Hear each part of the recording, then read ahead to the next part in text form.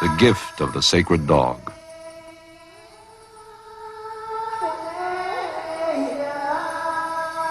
Story and illustrations by Paul Goebel.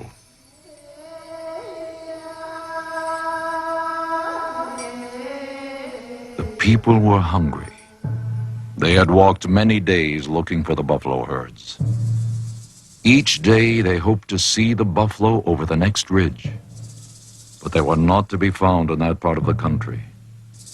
Even the buzzards and crows circled looking for something to eat, and the wolves called out with hunger at night. The people wandered on until they were too tired and hungry to go any farther, and the dogs could no longer be urged to drag their heavy loads. The wise men said they must dance to bring back their relatives, the buffalo. Every man who had dreamed of the buffalo joined in the dance.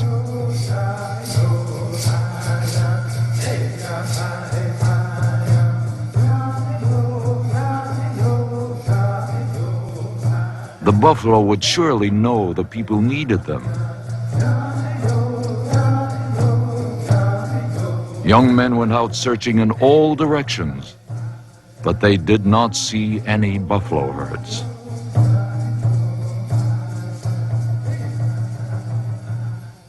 There was a boy in the camp who told his parents, "I am sad to see everyone suffering.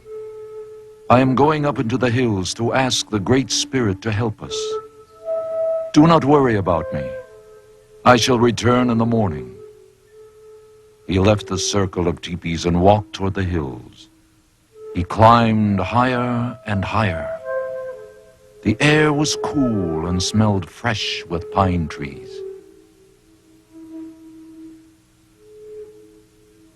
He reached the top of the highest hill as the sun was setting.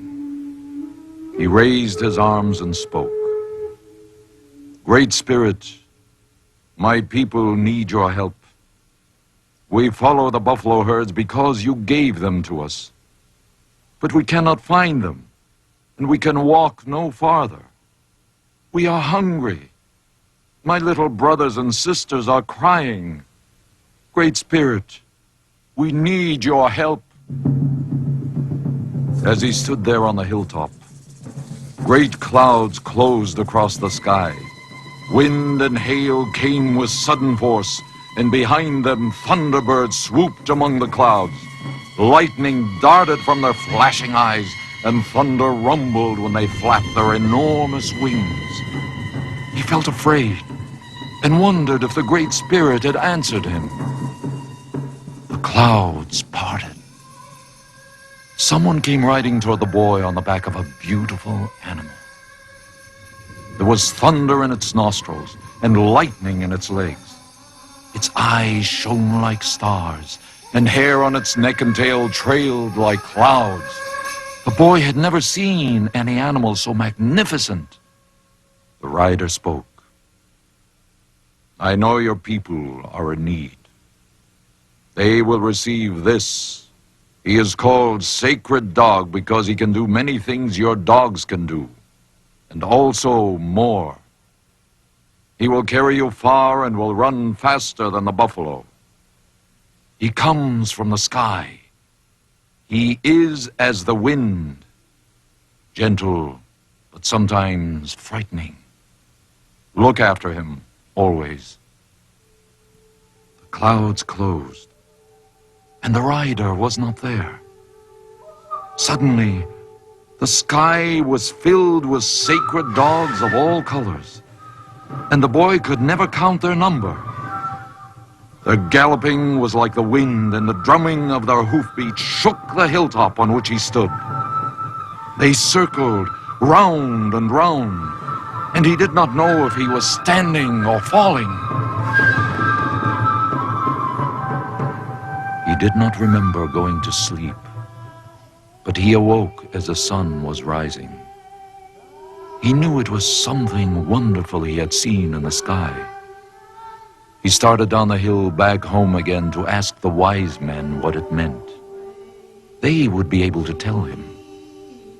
The morning and everything around him was beautiful and good. When the boy had reached the level plain, he heard a sound like faraway thunder coming from the hill behind. Looking back, he saw sacred dogs pouring out of a cave and coming down a ravine toward him. They were of all colors, just as he had seen in the sky, galloping down the slopes, neighing and kicking up their back legs with excitement. The leading one stopped when they were a short distance away. The boy knew they were what he had been promised on the hilltop. He turned and continued walking toward the camp, and all the sacred dogs followed him.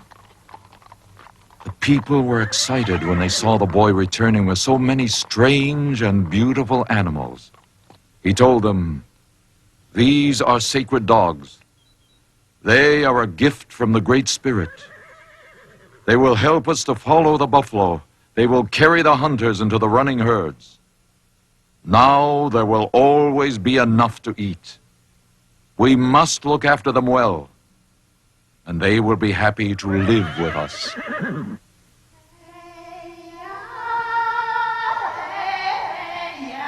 Life was good after that. The people lived as relatives with the sacred dogs, together with the buffalo and all other living things, as the Great Spirit wished them to live.